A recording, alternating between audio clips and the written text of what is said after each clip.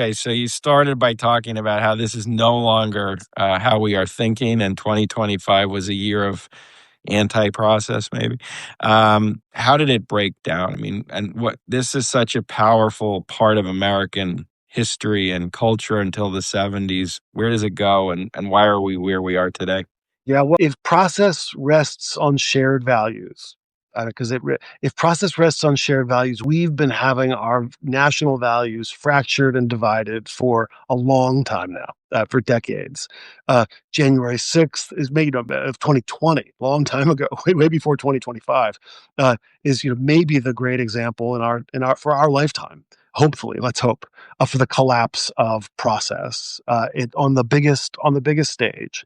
But from the beginning of the second Trump administration forward, we've watched processes just get hammered. I mean, it goes back to the last days of the Biden administration too. I mean, the really sad final days pardons, the bizarre invocation of a new constitutional amendment, which by some unexplained process had become part of the Constitution, except not really.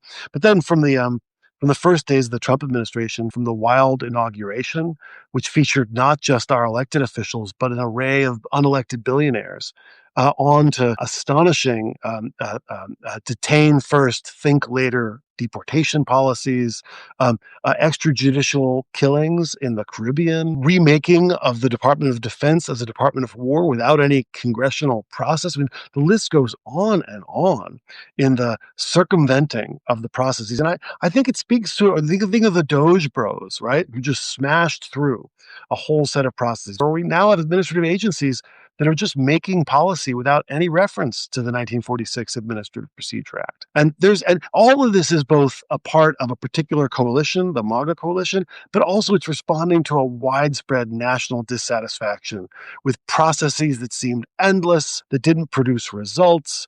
And so I think we're fully in the middle of a reaction against the processes that no longer seem to advance any kind of shared values.